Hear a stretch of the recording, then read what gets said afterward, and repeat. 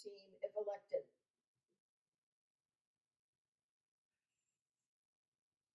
Do you support social and emotional learning in our schools?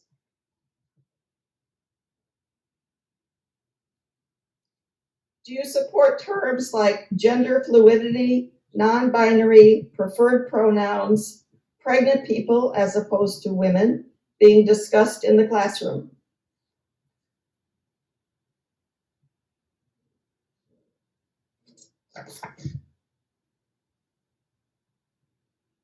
Do you support terms like whiteness, white guilt, white rage, white fragility, or white oppressor being discussed in the classroom?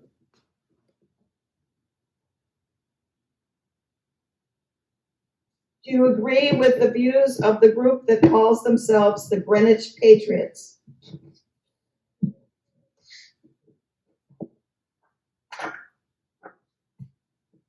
Do you agree with critical race theory and the 1619 Project and think these theories should be taught as truth in the Greenwich Public Schools?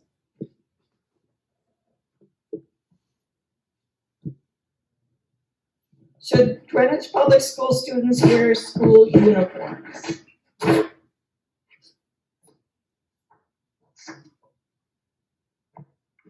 Okay. So that was the speed round with a little bit of a go back. Thank you, candidates, for your patience. And now we will go into the discussion section of our debate this evening.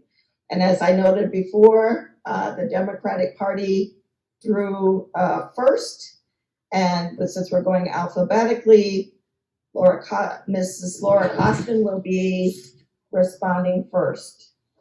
So this question for you is, what is your top priority as a school board member? I think I have more than one. I believe that we need to improve our special education system as well as our ADA status. We're not terribly compliant. And I'd like to see more communication between members of the board and our school community. Those would be my top three.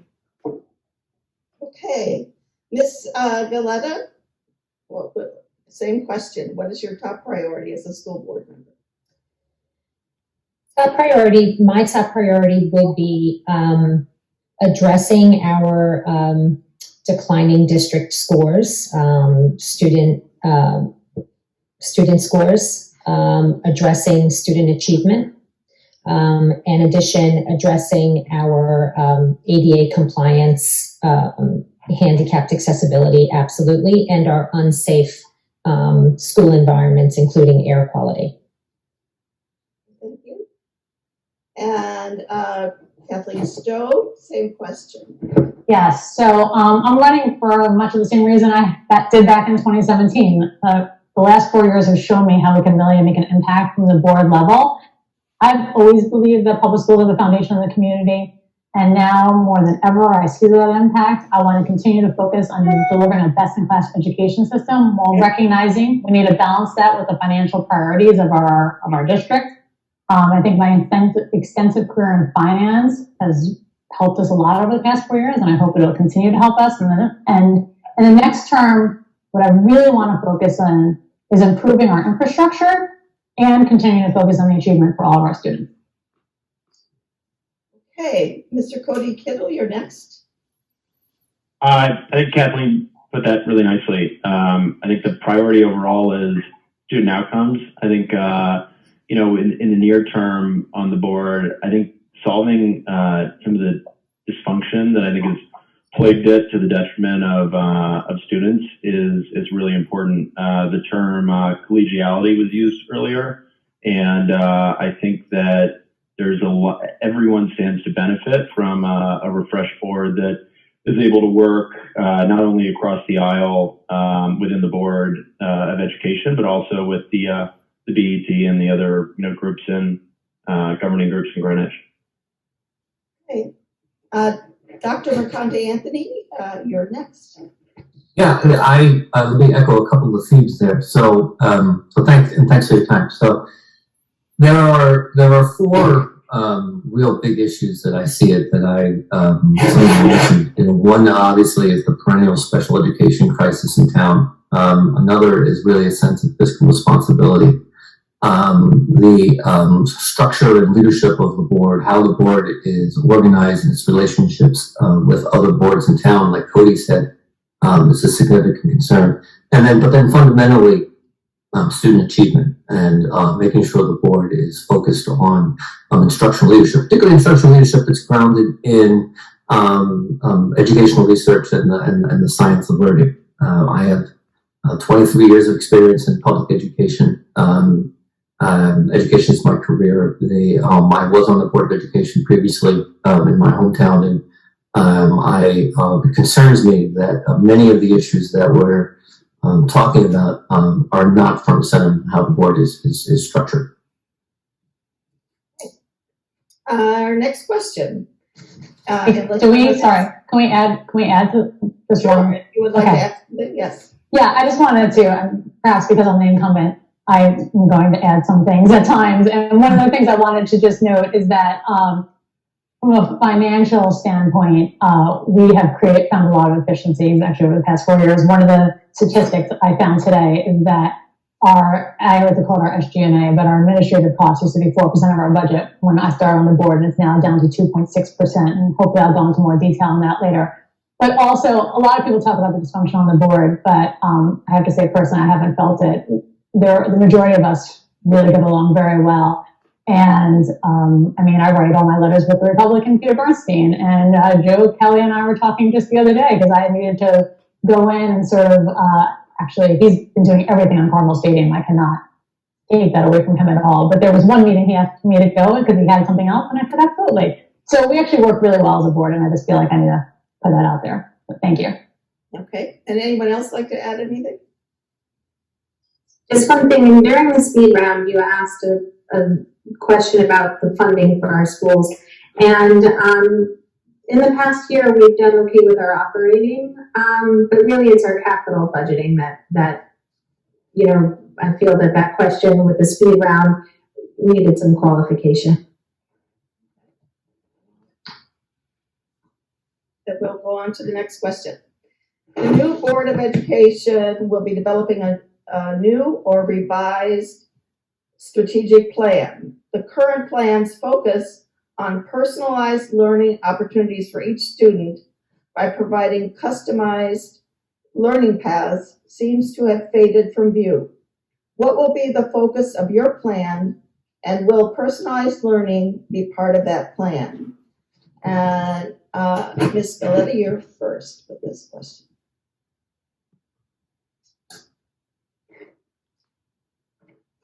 So the question, can you repeat the question, please? Thank you. It sounds like there's some feedback coming through. We'll be developing a new or revised strategic plan. Mm-hmm. And the current plan's focus of personalized learning opportunities for each student seems to have faded from view. What will be the focus of your plan, and will personalized learning be part of that plan? I think what we really need to make sure, again, it sounds like there's some feedback coming through. Can you all hear that? Yeah, I cannot hear it, but if you're okay with continuing, that would be fine. Sure. I feel like we really need to focus on a few different, there's several areas that we need to make sure that we're focusing on for our children and for the success of our students in our district. One key area is with special education. As we know that, there's been a special education, we created a special education report. And as I speak to so many families in town that have been grappling with this, I'm not sure if you're all aware and the attendees have been aware, but I am in the district for just about 20 years in the Greenwich Schools District. I've raised 4 children through the Greenwich Public Schools, North Mianus Eastern Middle School, and Greenwich High School.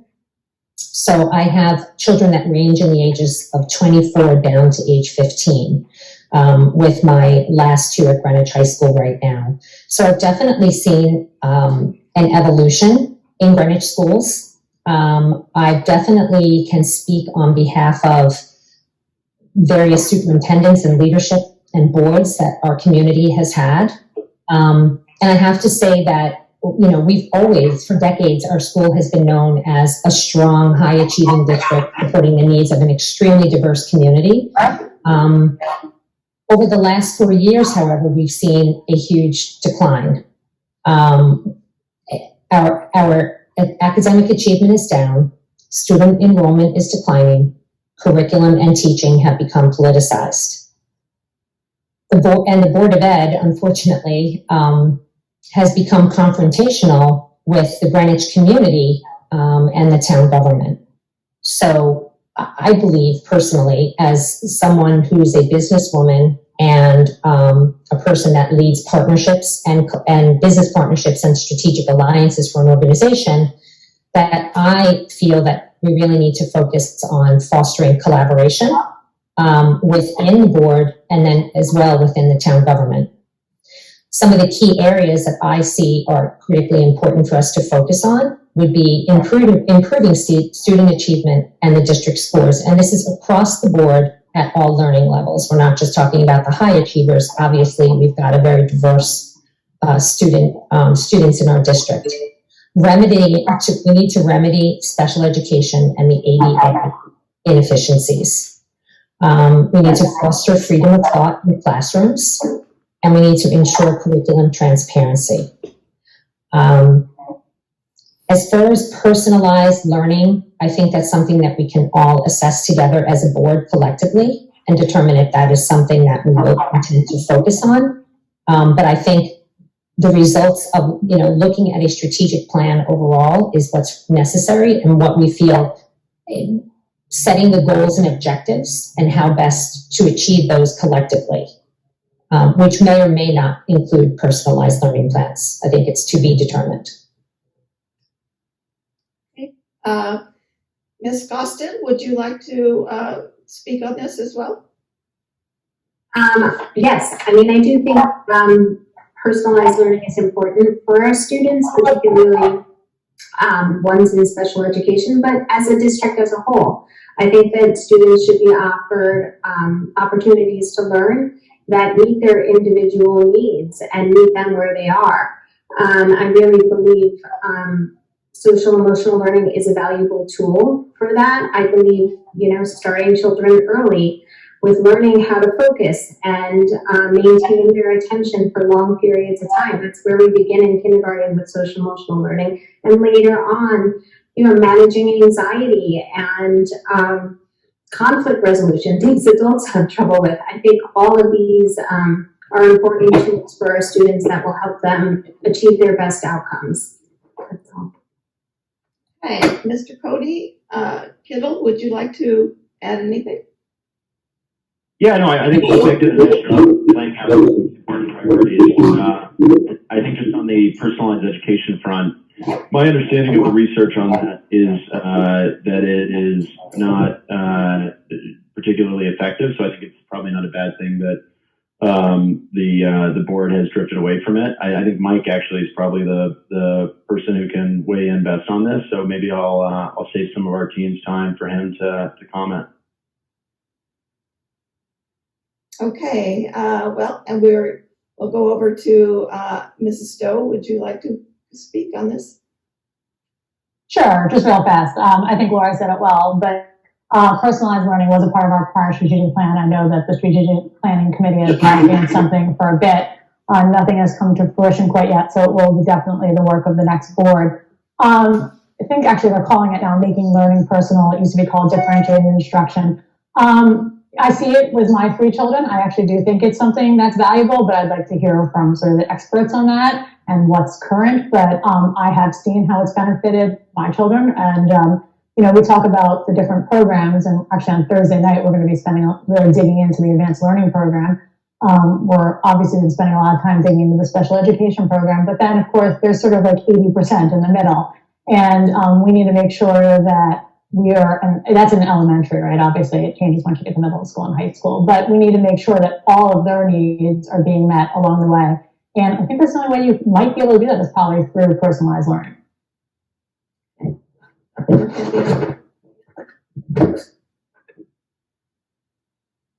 Do you have anything to add? Yeah, no, I think that this is an example of why the very premise of your question actually speaks to why a lot of folks in town talk about, you know, the word dysfunction of the town. I mean, Kathleen, I appreciate what you said, and I think it's great that you work closely with Peter Bernstein, work with other people on the board. We know that there were board members that refused to talk to each other. Regarding on the strategic plan, there was an update at the September meeting with some student achievement data based on the strategic plan presented at the board meeting. And then a week later, the administration said, actually, that data is not totally accurate. That's an example of kind of the systemic dysfunction that we're talking about. We should all know what the strategic plan is. We should have board goals that are targeted, measurable, time-bound, that are tied to that. The superintendent's goals that were approved in June are not measurable. They're not tied to quantitative student achievement. And there are 11 priorities listed there. I think that's where we can strengthen, which is one of my points, where we can strengthen how the board supports the vision of the district. No question we need to have a strategic plan tied towards supporting all students as quality learners. The student achievement data that we're going to see that the board's going to look at on Thursday, which is available online now, shows some real stark challenges here. You know, 5th grade, 6th grade math ELA dropped 10 points. COVID, no question, has really impeded many students' learning. Any strategic plan, any talk about supporting all students really needs to be rooted in what we're going to do to support these students to make sure that their learning is accelerated in the near term, and then move forward from there. Our test scores were actually declining in several areas before COVID, and now it's the numbers that on the board website are stark, particularly when you look at the socioeconomic achievement gap. So I really think that's what we have to look at.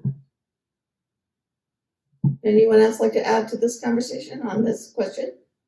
Yes, Ms. Coletta. Yes, I would agree with Mike in that we should all know the board's goals and objectives and the superintendent's goals, and I would agree that it's unclear at this point. So I think that, you know, after the series of meetings that were held over the summer and into the fall, I'm not really sure that the parents are feeling supported in that area as well. And I agree they need to be documented and time-bound as well. I think that's the right approach.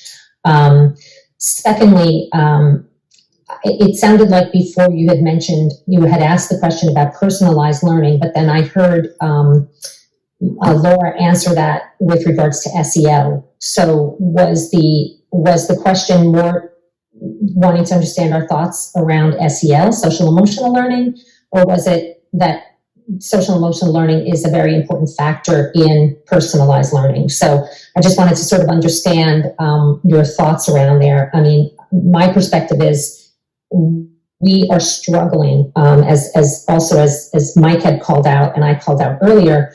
Our district scores are declining. We have been known as a community that has held ourselves in the very high standards across the state. And with that, what has that produced? High achieving kids that were really prepared for the next level, whatever that might be. So if they're in elementary school, we prepare them for middle, then we prepare them for high, and then beyond high school. If we focus more on SEL and we don't address the issues of declining scores and COVID lost learning, how will we get these kids prepared?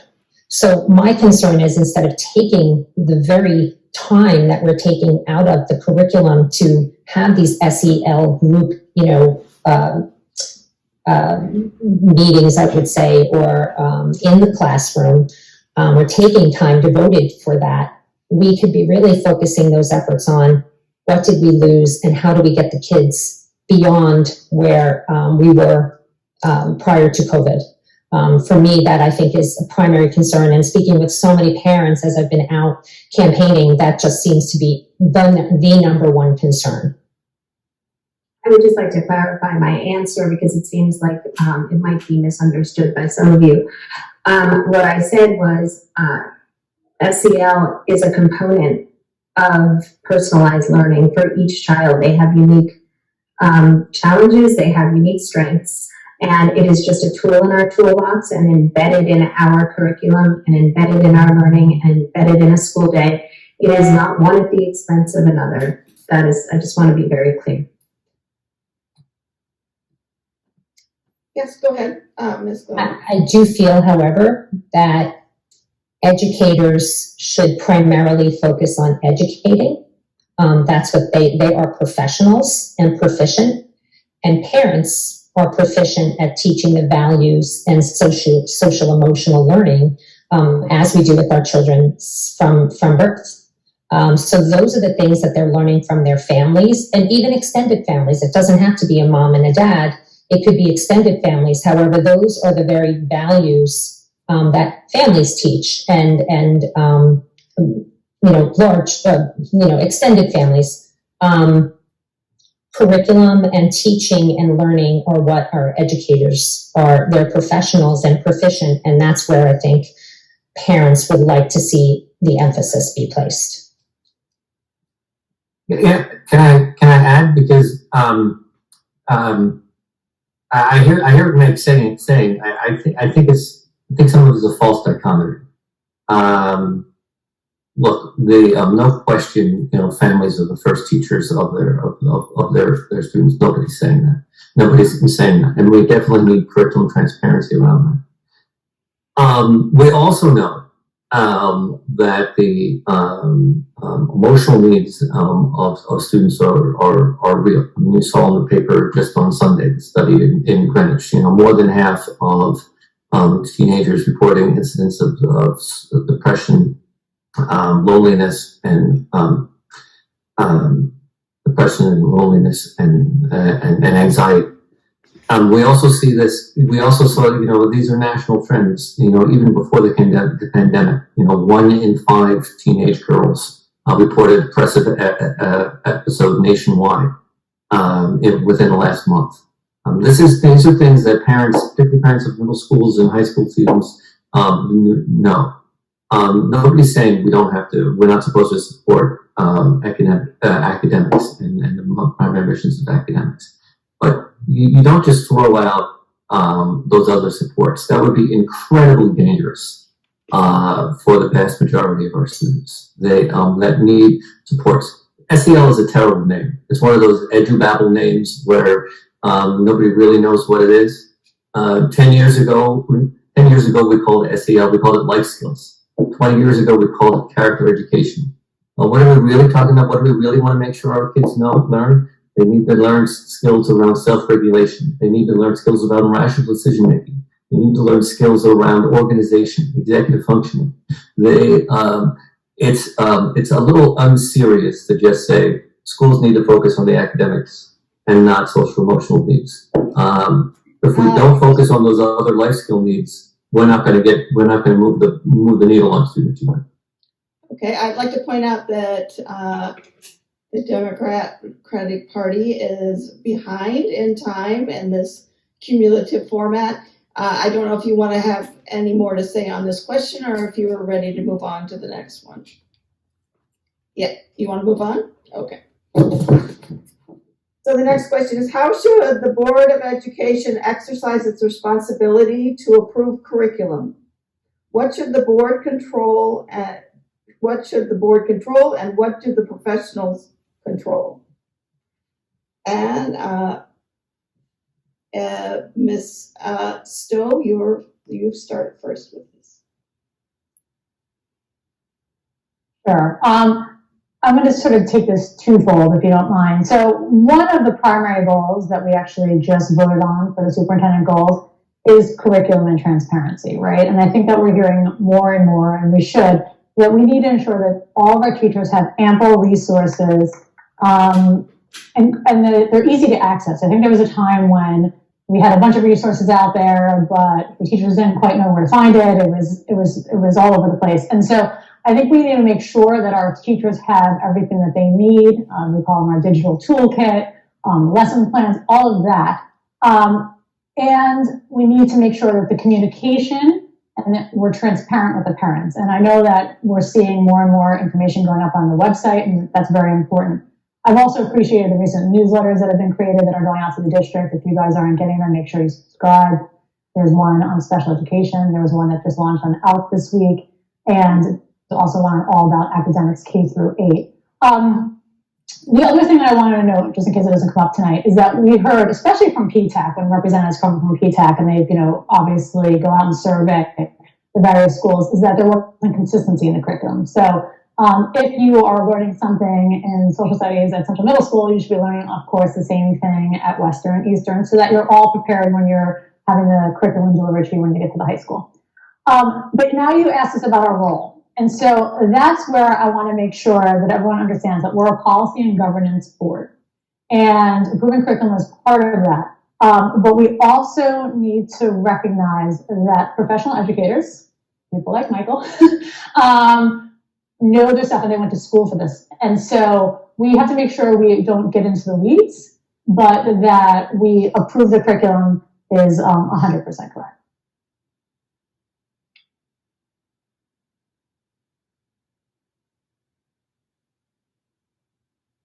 Carol, I think you're on mute. Yeah, you're on mute. I apologize. Mr. Kittle, it's your time to respond. Yeah, so what Kathleen said about transparency, I think, is really important because I think a lot of the controversy in town in the last year or two, it has, and actually I think it's led to an improvement in the state of our curriculum just by having people know what's being taught, and it's one of the most effective ways to avoid any pitfalls and what's getting out there. I think this really comes down to a question of governance. You obviously can't have the Board of Education coming up with the entire curriculum and writing textbooks and being kind of their own custom Wikipedia for the town. What you need instead is an effective framework to evaluate the materials that are available and to decide what fits with the state standards and what fits with the broader objectives. I think you have to be really careful to not overstep. But you also, in order to protect the quality, you have to be very vigilant about making sure that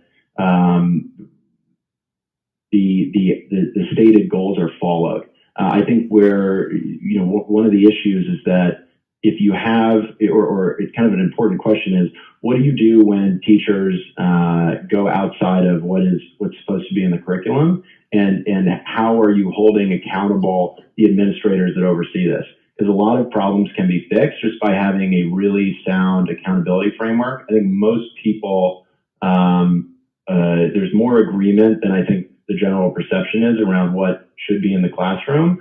And so a lot of it is just ensuring that you don't have these, certain teachers going rogue with what's out there, and that there's accountability when they do. Okay,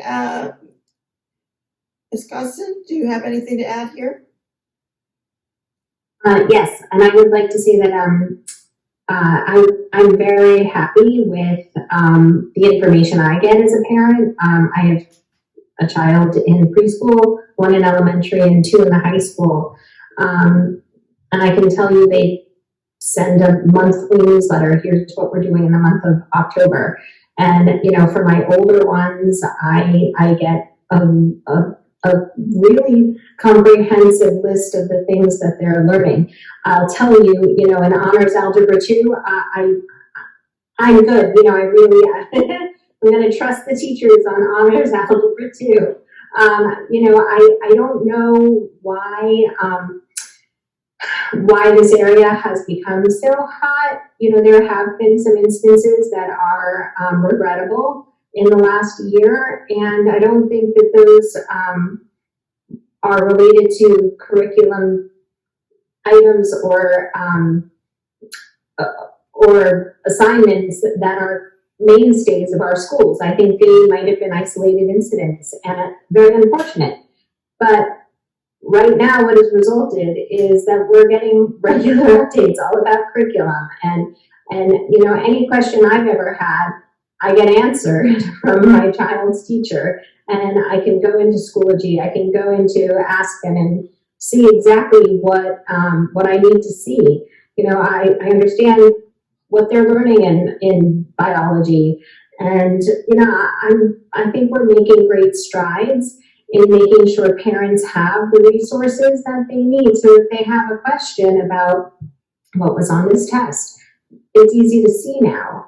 That's the beauty of having all of these electronic tools at our disposal. So I'm very encouraged by what I see from our administration, from our teachers, and to me, we're really making improvements in a very short period of time.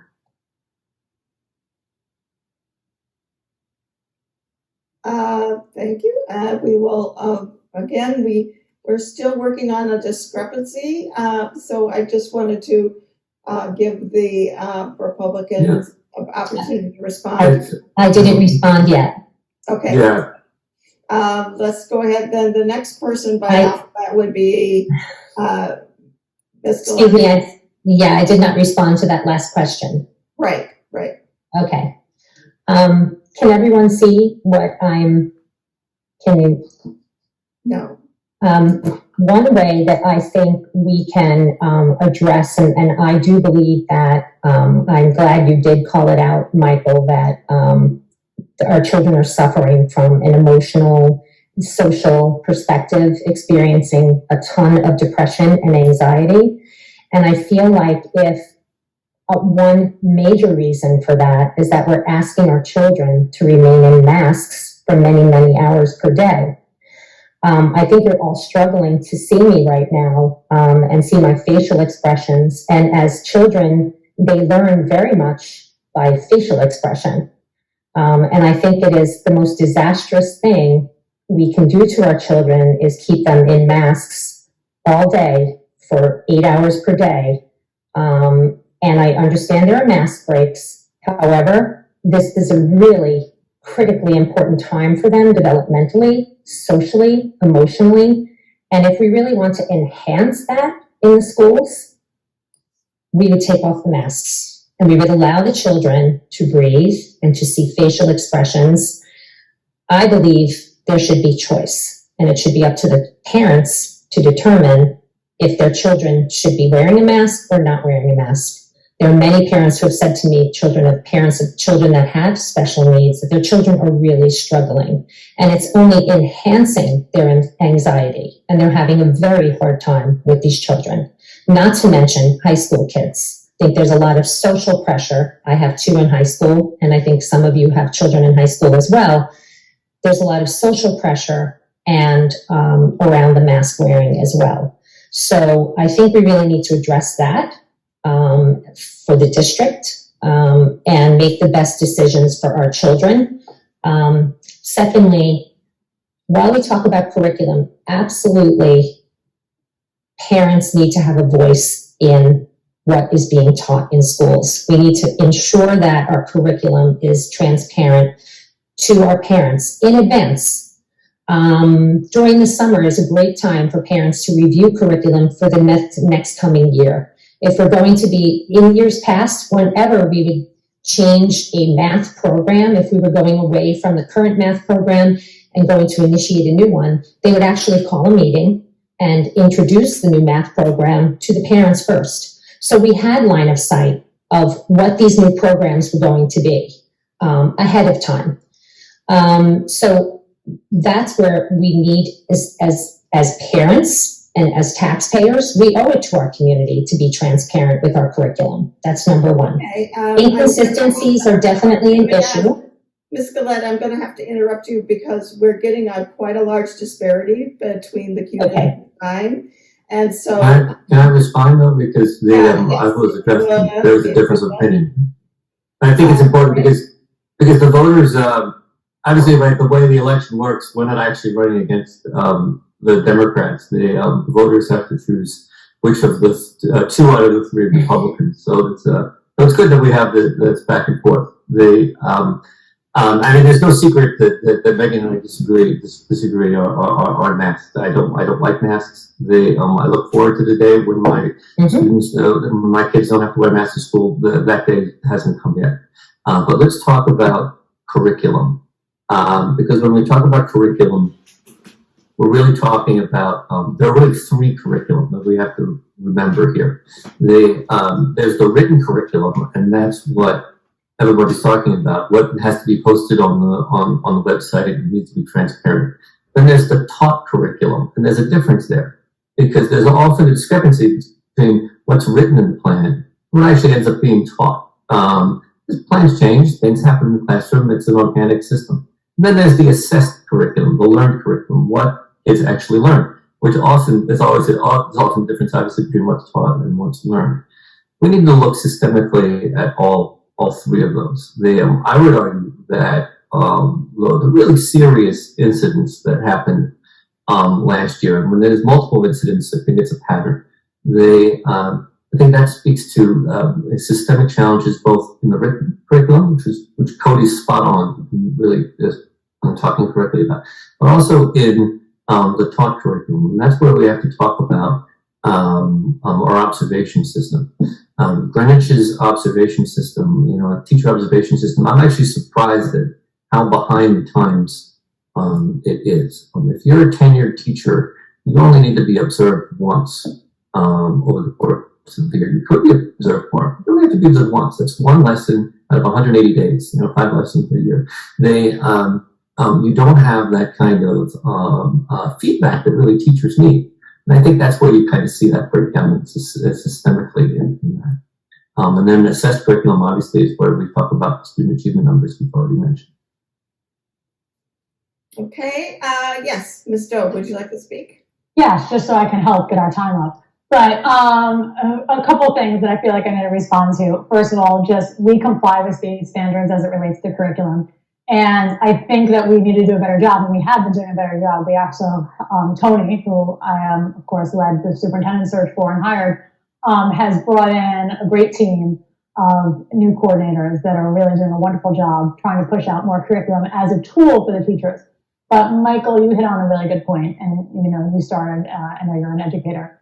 I don't want my teacher to be a robot either. I want them to still have a personality, because that's how kids learn. They get excited. And I know my children, I just got a great email tonight on this one paragraph that my daughter is writing in 4th grade. There is such great things happening from these teachers when they're provided with the right tools. And I have to say it on masks. I mean, it's not our call, first of all. We're under an executive order, given the health situation. No one enjoys it. That's for sure. But it is what it is. But what they do enjoy is being back in school in person. And by the way, our board got that done last year when others did not. And that was because we followed the safety and the guidelines. And I'm proud of what we accomplished on that front.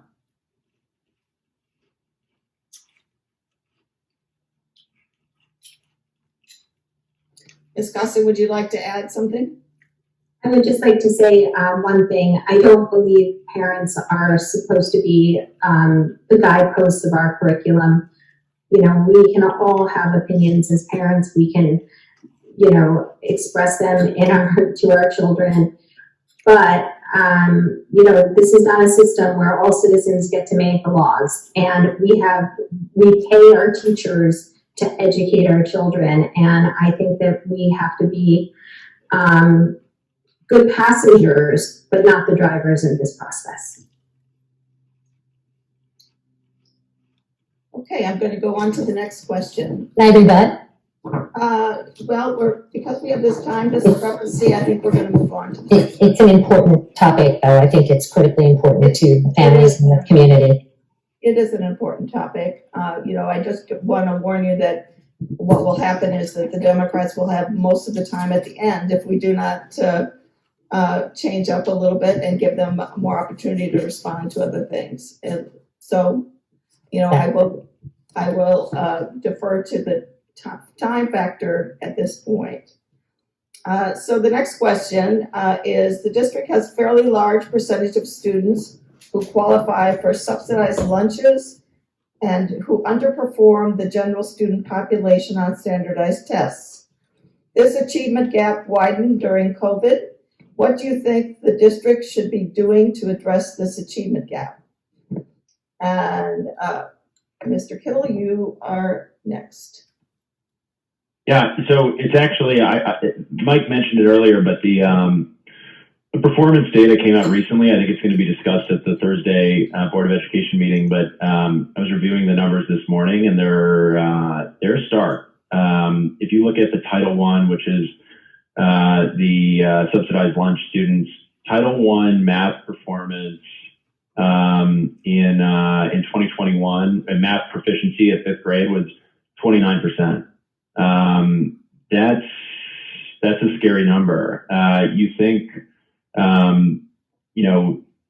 think it's easy for people to say, oh, well, what can we do if it's low socioeconomic status? But I think that's really irresponsible. I think you can look to history. I was talking about a school with a friend recently.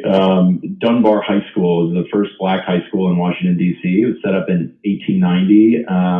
They had better performance as a school, underfunded, facing with a very high percentage of students, children of unskilled laborers, facing Jim Crow South laws and segregation, and they had the best performance of any high school in the Washington, D.C. district.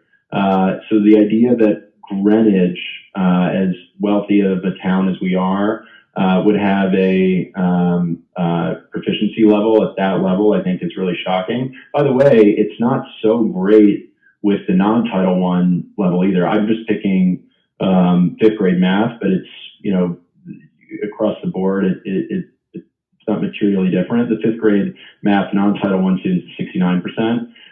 This actually, I think, ties back to what we were talking about earlier with SEL. I think when you view, there's a lot of issues around SEL, but if you just think about character building and being able to provide some of the certain lessons that I think actually some of the charter schools do an excellent job of, grit, work ethic, being able to delay gratification, that combined with great teachers, it should, those are the kind of things that we need to help bridge the gap. But I think that this is the kind of this is part of the reason why I want to be on the Board of Education, because I think that it's not acceptable. It's not something that we can say, make excuses for. It really needs to be changed. And I think, I hope that that's something we can positively impact. Yes, Mrs. Costin?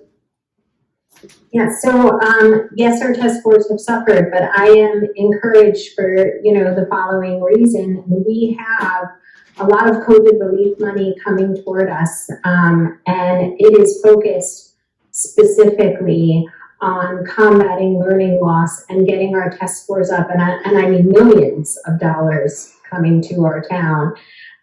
Last year was the first time that we had math interventionists in every school.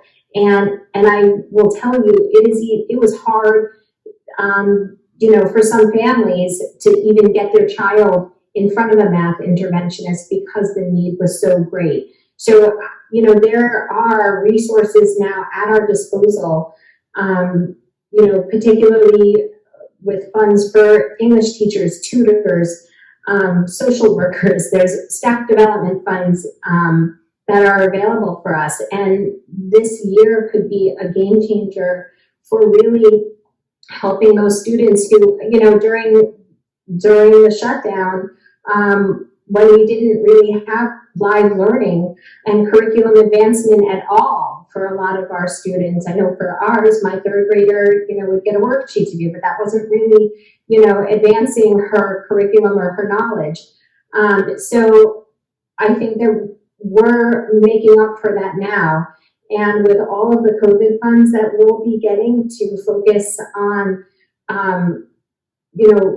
skills recovery and just all of these challenges that have probably contributed to a significant loss in our test scores. So I think that there is a reason to be encouraged because there are resources now for us where we didn't have them before.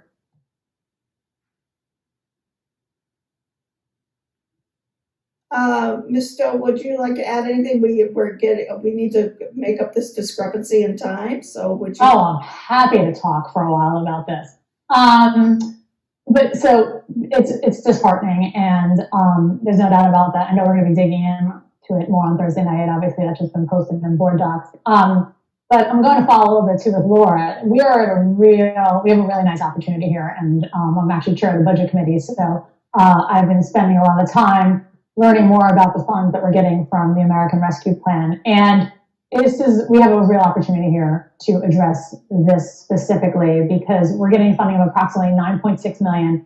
And I'd like to point out that we are getting so much as a district for two reasons. One, we get more than other districts like New Canaan and places like that because of the fact that we have Title I schools. But also, because of the fact that we were open when others were not. And we didn't even realize that wasn't an incentive, that was something that was done later. But I think that shows a lot about what we accomplished and we've been rewarded for it financially, and I'm pretty excited about that. At least 20%, so basically $2 million, must be spent to address learning loss and readiness among students, including low-income students, children with disabilities, English learners, racial and ethnic minorities, students experiencing homelessness, and children and youth in foster care. The remaining 80%, so $7.7 million, must be invested on transformative areas. So this is additional funding. We have basically 3 years to spend it. And I know that Dr. Jones and the administration has sent out a bunch of surveys. There's been some town halls, but we will still very much be a part of the discussion on how these funds are used over the next 3 years. Separately, the town is receiving $32 million. They can use that however they wish, and I think we should be advocating for much of that to be used for capital. That's all I'm going to say for now. Thank you. Okay, Dr. Bacati Anthony, you're next. Yeah, I mean, a lot of it's said, and Cody's right to point out the real stark differences, the socioeconomic gap, which is not new. And you got to salute Karen Kowalski, who's been pointing out this on the board for years. We've had a historic socioeconomic achievement gap in town, and now we do have this opportunity. We have to be very mindful of not treating this opportunity, this funding that comes in as a one-stop. Hey, let's try to fix this, boost the kids, these particular kids, and then move on to business as usual. Business as usual wasn't Greenwich standards before. Historically, our third graders are reading, about 75% are proficient on the third grade test. Nationally, you have districts like Philadelphia and New York City and everybody else where the goal is every student reading on grade level at third grade. This third grade is such a pivotal year. It's where students switch from learning to read to reading and learn. Why wouldn't that be our standard? Let's take this money and really set some stretch goals. All third graders on grade level. Why isn't every student in our high school taking advanced placement classes? They should. New York City has a program, AP for all. The goal of New York City is for every New York City high school student to take an advanced placement course. Why wouldn't we do that in Greenwich? With all the resources we have at our disposal, we need to think large with this. This isn't a matter of spending more money and adding to the tax levy. It's a matter of taking the resources we have and this new largesse and really thinking about how we can leverage the real changes that we've had in learning science over the last 15 years that no one learned in teacher school because they didn't exist then. Really leveraging that in our professional development programs. We're really leveraging technology, really having clear benchmark SMART goals to really support all students learning at Highland. Okay, thank you. Ms. Doe or Ms. Costin, do you have anything you want to respond to that? So just one thing, because there was a question in the speed round about preschool, and do we support preschool for all? Ideally, yes. Is it possible here? I don't know. But in our Title I schools, I do believe we should be able to have preschool classrooms in our Title I schools. I know part of the X for Julie and Curtis were preschool classrooms, and we had hundreds of people apply for 59 spots last year in our preschool. Those are paying families who took their money elsewhere, 143 of them. We could have filled 9 classrooms with those students.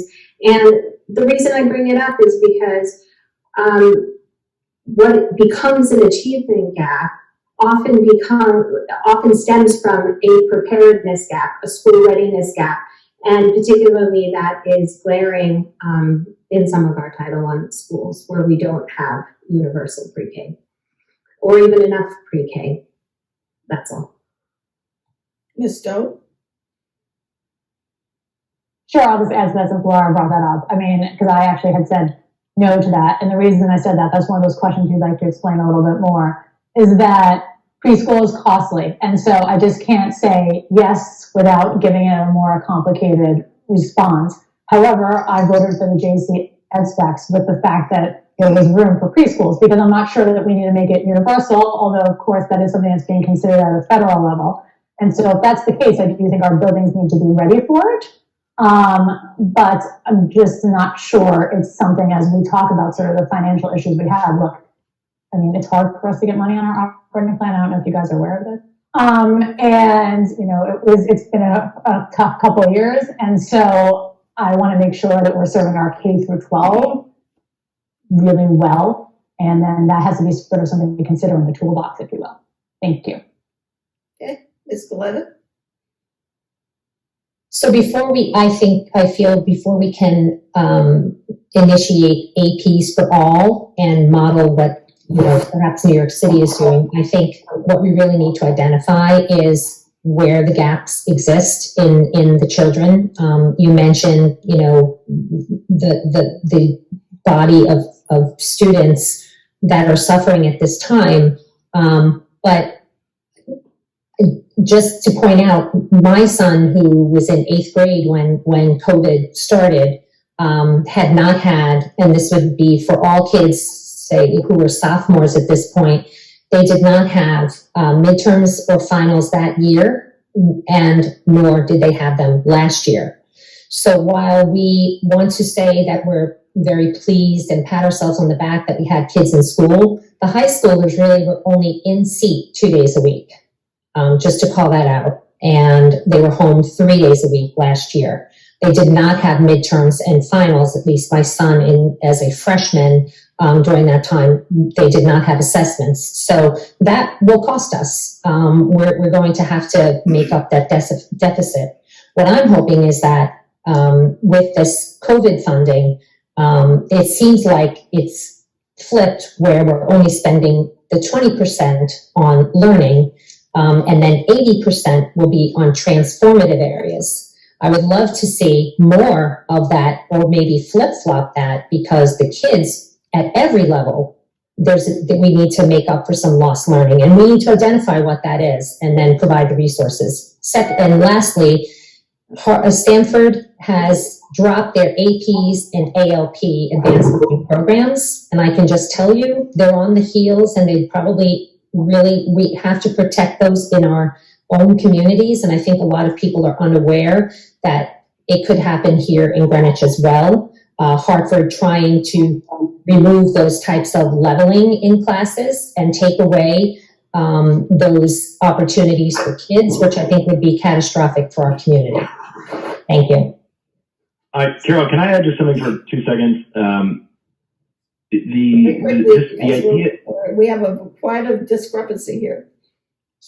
Well, we have 3 candidates also in there too, so maybe that's part of it. But I am very hesitant about the idea that more spending will solve our problems. I think you have to pause and say, if spending is the answer, why is it that as the best funded school district in the state that we have the gaps that we have? Why is it that even though we increase spending every year, we actually see declining results in a lot of these areas? The Title I students, third grade, we've seen more than a 10-point drop from 2016 to 2019 in math proficiency. And so I think it's really important to say that if you want good governance, you can't have people that say, hey, more money's coming, that will solve it. And by the way, what happens is when it doesn't solve it, the only thing they ask for is more money. And I think that's why it's so important to have a board that is focused on evaluating outcomes and being very rigorous in its analysis. Otherwise, this will be the never. Okay, thank you. Ms. Stowe, yes. Sure, because I had to get our time up, but Cody's right. I mean, there's two of us. But I've been known to be verbose, so I don't know what's going on. First of all, I'm happy you brought that up. Your match, Captain. It's been it's on for Thursday. You could go back to prior boards. This is a program that I've been hugely supportive of, and we have a very supportive board on this. And it's always been the case in Connecticut that you simply have to identify gifted and talented students, but not do anything with it. And Greenwich has always been really distinguishable on that front, and I don't think you'll see anything changing on that. As for the APs, I think we're at 2,600 exams that were administered during COVID. It is constantly growing, and somehow we are pushing more and more children to take AP exams, and the average has at least stayed the same to going slightly up in certain categories. So I'm really impressed with that. We are at the point where we're teaching kids BC calculus, and they're running out of room. So there are a lot of wonderful things that I want to put on that front. And then on the money front, I have to get back to that just for a second.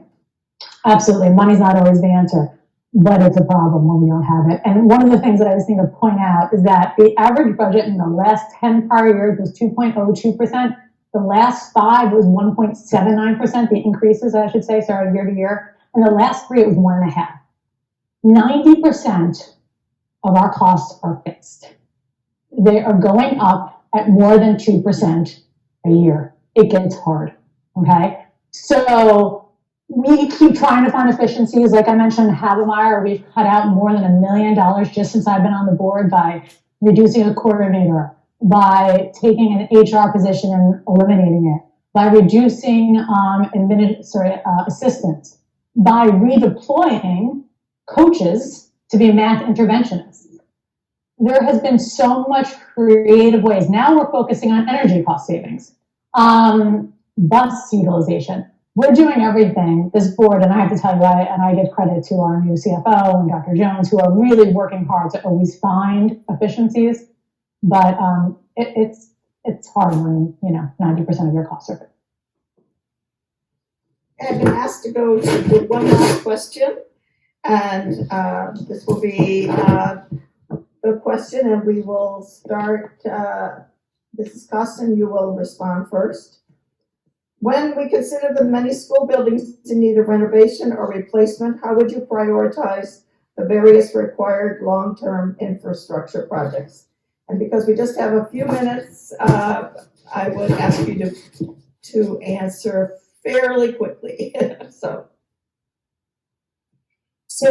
this is obviously a hot topic in our town because right now we have crack monitors on the walls of our central middle school to monitor how it might be actually doing, and it's not doing well. So the one blueprint we have, the facilities master plan, was completed 3 years ago, and we haven't made any measurable progress because when one project is delayed, all the other ones in the queue are delayed as well. I happen to believe in our facilities master plan, but I also believe it is a living, breathing, document. Will Central need to move up in the queue? Will it have to be done simultaneously with Julie and Curtis so we can still move our ADA security, HVAC, all of those improvements we want to see at our three neediest schools, which are Julian Curtis, Riverside, and Old Greenwich, and now Central. So I really believe, we need to make our capital a priority, because if we don't start really addressing it, we're going to be in some serious trouble. And not just, structurally, this is a huge liability for us. If we were to be sued, I don't know what our liability would be. Really, ADA is just good safety. We should not be carrying children up the stairs at Old Greenwich School when they're on crutches. So we really do need to address this issue and address it as quickly as possible, because the wheels of progress grind so slow. We had ed specs for JC that were not funded by the BET, and so now we'll set back another year. So I would really like to see some progress in this area myself. Okay, Ms. Stowe, since we are still low on time for the Democrats, I will give you time to say some more things. Sure, sounds great. Thank you. Just to remind everyone, I think everyone, like Laura says, knows at this point, a study was commissioned by the BET a few years ago. It was simply a framework on how to preserve our assets. 1 million square feet, about $1 billion asset value, and the average age in our buildings is 1953. OG, Riverside, and Julian Curtis rose to the top based on 3 things that we use for prioritization, right? ADA, air quality, safety, and security. We're frankly about 3 years behind.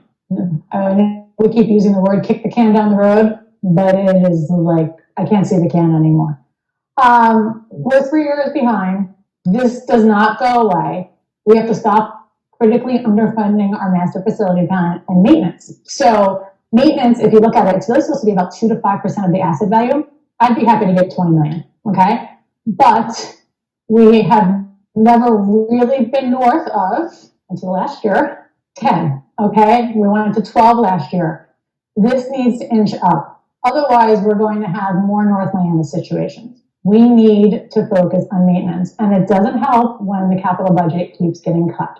But, and on a positive note, this is where I'd like to see some of the funding, that 32 million again, going to the town. They have more time to spend it, be used on some of the capital needs that we have for our school district. Thank you.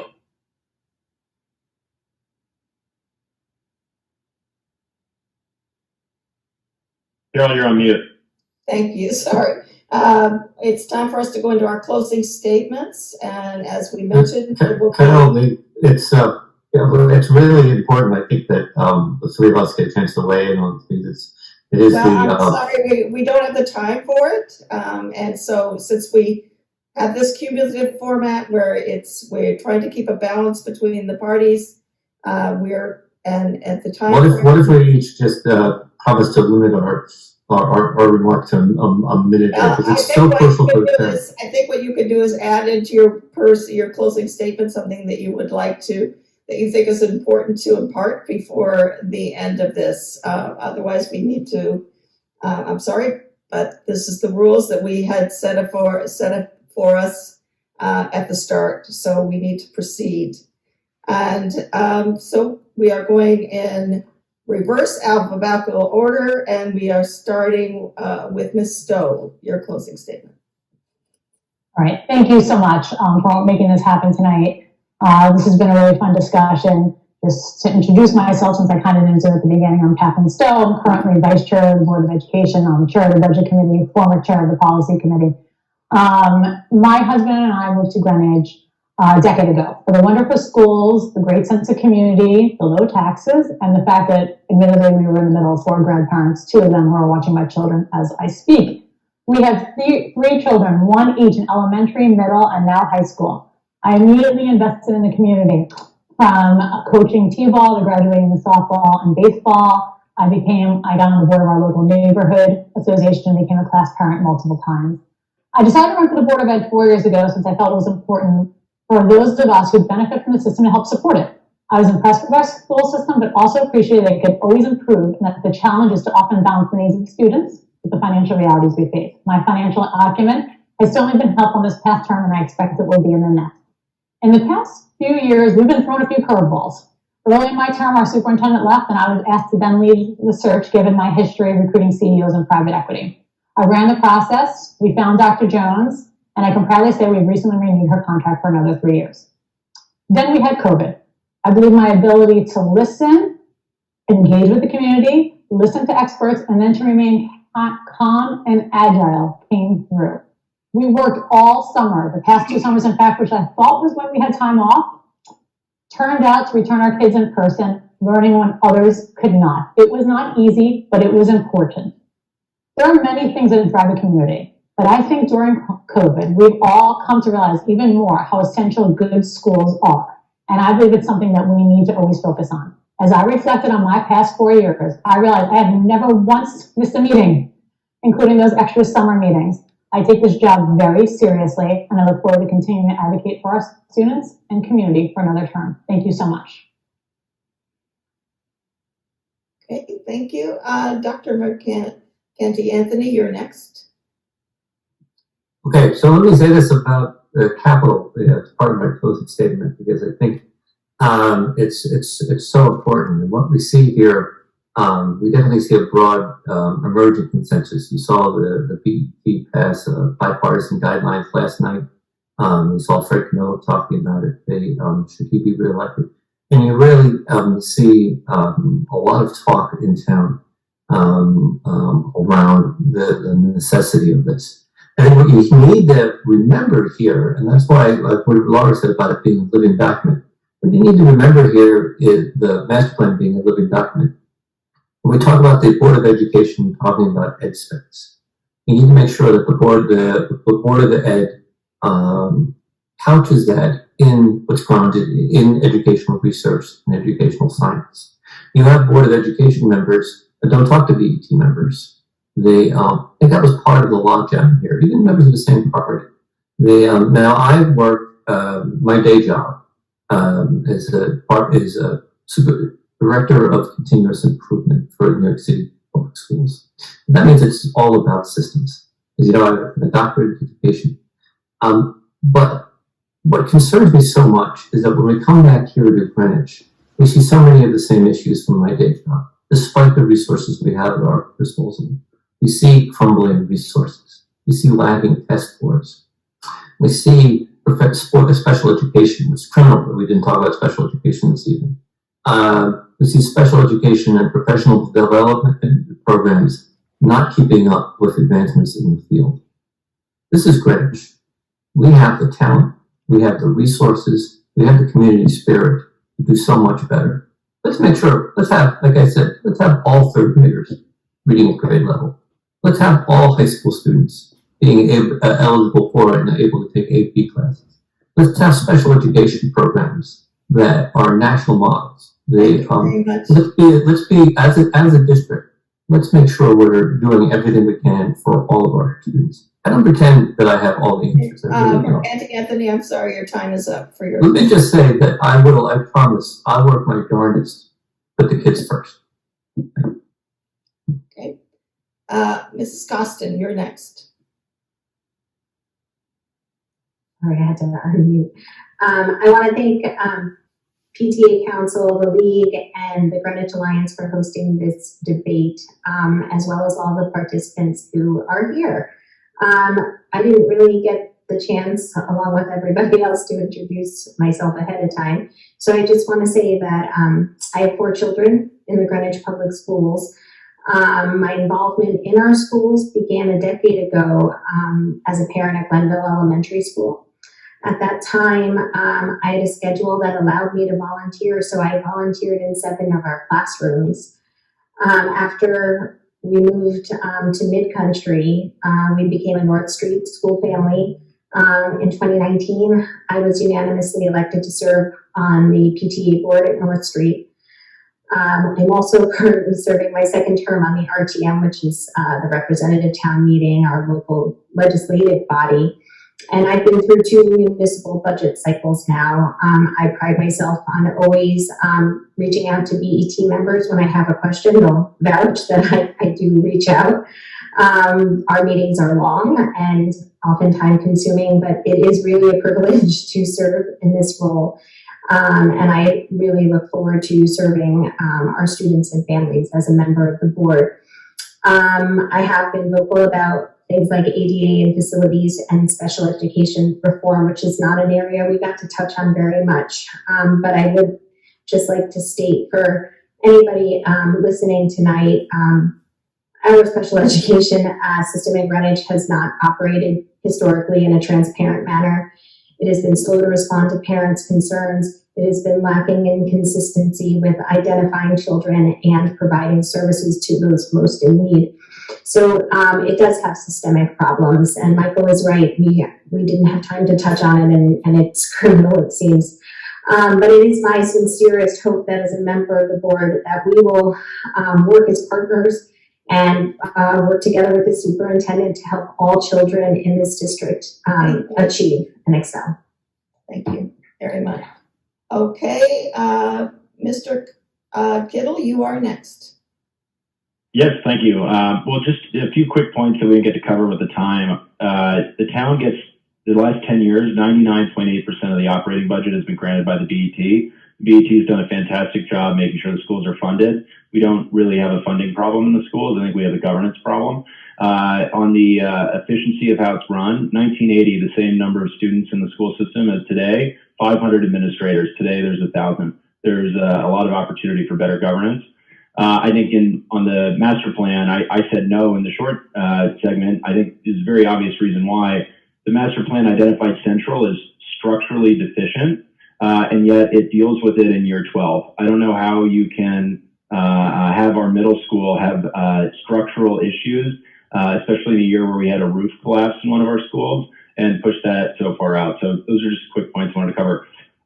For the closing statement, I just want to thank League of Women Voters, thank the other candidates, and thank everyone watching. Obviously, the kind of people that tune into something like this on a Tuesday at 7 when something like Squid Game is available on Netflix are the kind of people that make this town great, because it's parents that care really make a difference. Schools in Greenwich are really important to me. I'm a product of the public schools here. My parents moved here and raised me here because of them. I have a 2-year-old daughter. My wife and I hope to have more. And so I think that probably puts me with having the many decades of exposure to the Greenwich public schools. That's my reason for wanting to do this. I had a great experience in the schools, and I have concerns over, some directions that we've gone. And so I wanted to step up and offer my services to work, tirelessly on the board to improve it. I think my professional background serves me well here. So after the high school, I went to Northwestern. I was a math major. I graduated in 3 years. I started a career in investment banking, worked for a private equity firm. And then for the last 7 years, I worked for a large investment firm. I have, I think of all the candidates, the most experience serving on corporate boards.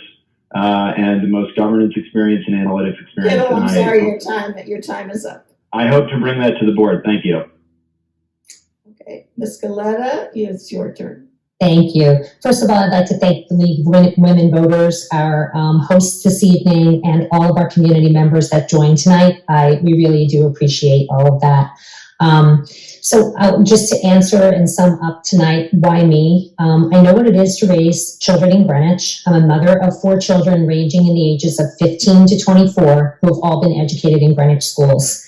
Parents want the best for their kids and to help them pursue their personal interests, whether they be academic, artistic, or athletic, and to the best of their ability. Our schools have provided that for my kids, and we need to be sure the same system is there for the next generation of kids in our community, and that's why I feel so deeply passionate about this.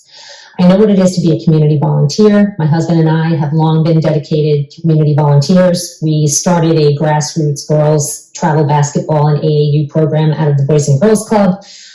We've coached many, many kids in this community, GBA as well, and a traveling AAU program. One highlight of this experience was watching the girls develop excellent skills while really building lasting friendships.